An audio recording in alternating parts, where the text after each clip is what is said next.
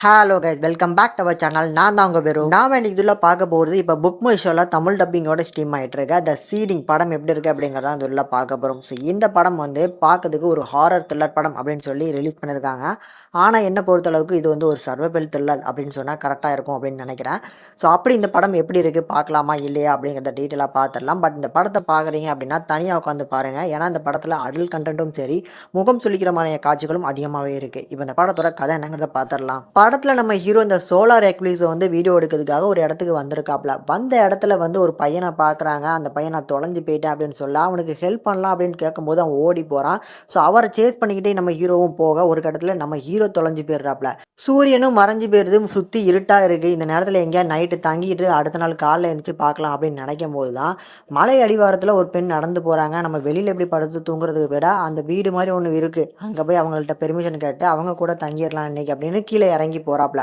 மலைக்கு கீழே ஒரு லேடர் இருக்குது. அந்த வீட்டில் தங்கி இருக்க பெண்கிட்டையும் வந்து இந்த மாதிரி நான் வந்து தொலைஞ்சு போயிட்டேன், இன்றைக்கி ஒரு நாள் இங்கே ஸ்டே பண்ணிக்கலாமா, இல்லை ஃபோன் எதுவும் கிடைக்குமா, இந்த மாதிரிலாம் கேட்டு பார்க்குறாங்க. அவங்க ஒன்றுமே சொல்ல தங்கிக்கோங்கன்னு சொல்லி அடுத்த நாள் எந்திரிச்சு பார்க்கும்போது தான் தெரியுது இவர் இறங்கி வந்து அந்த லேடர் அங்கே இல்லை. அந்த பெண்ணிட்ட கேட்டாலுமே அங்கே சுற்றிட்டு இருக்க யாராவது வந்து இது பண்ணியிருப்பாங்க, அதுக்கும் எனக்கும் சம்மந்தம் இல்லை அப்படிங்கிற மாதிரி அவங்க சொல்லிடுறாங்க. நம்ம ஹீரோவும் அது ரொம்ப மலை அடிவாரத்துக்கு கீழே இருக்கிறாரு, லேடர் இல்லாமல் மேலே ஏறி போகிறதுக்கு வாய்ப்பே கிடையாது. இருந்தாலும் நம்ம ஹீரோ எவ்வளவோ முயற்சி பண்ணுறாரு. அந்த முயற்சியில் ஒரு கட்டத்தில் கீழே விழுந்து காலில் நல்லா அடியும் பட்டுறது.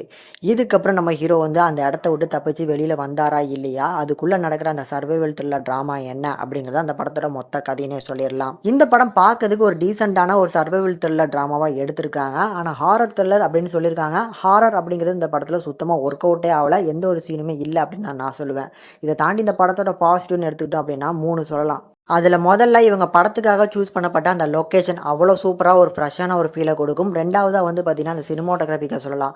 இவ்வளோ அழகான இடத்த வந்து நம்ம சூஸ் பண்ணுறது மட்டும் மேட்டர் கிடையாது, அதை அவ்வளோ அழகாக வந்து கேப்சர் பண்ணணும், அதுவுமே சூப்பராக பண்ணி கொடுத்துருக்காங்க. அதை தாண்டி மூணாவதுன்னு சொன்னோன்னா அந்த பேக்ரவுண்டில் வர அந்த பிஜிஎம்ஸு, சவுண்ட் எஃபெக்ட், இந்த மூணுமே இந்த படத்தில் டாப் நாச்சாக பண்ணி கொடுத்துருப்பாங்க. அதை தாண்டி வந்து அந்த ரோப்பில் தொங்கிக்கிட்டு அந்த பையன் எனக்கு வந்து நீ ப்ளூ கலர் சொல்லியிருக்கணும், நீ வந்து ரெட் கலர் சொன்னது தப்பு அப்படிங்கிற போர்ஷனுக்காக வந்து பழி வாங்குறது, இந்த மாதிரியான விஷயங்கள்லாம் இருந்தாலுமே படம் வந்து பர்ஃபார்மன்ஸ் வைஸாக பார்க்கும்போது எந்த ஒரு கேரக்டர்கிட்டையுமே வந்து நல்ல ஒரு பர்ஃபார்மன்ஸ் இந்த படத்தில் இல்லைன்னு தான் நான் சொல்லுவேன். தென் லாஸ்ட்டாக படத்தோட தமிழ் டப்பிங் நீட்டாக பண்ணி கொடுத்துருக்கனால ஒரு ஆவரேஜான ட்ராமா, ஒரு ஒன் டைம் வாட்சபிள் மூவியை நான் சஜஸ்ட் பண்ணுறேன். முடிஞ்சால் ட்ரை பண்ணி பாருங்கள். இந்த படத்துக்கு நம்ம சேனல் அந்த ரேட்டிங்னு பார்க்கும்போது 5க்கு 2.1 வரைக்கும் ரேஷியோ கொடுத்துருக்கோம். ஒரு ஆவரேஜான ட்ராமா, ஃபேமிலியோட பார்க்க முடியாது இந்த படத்தை.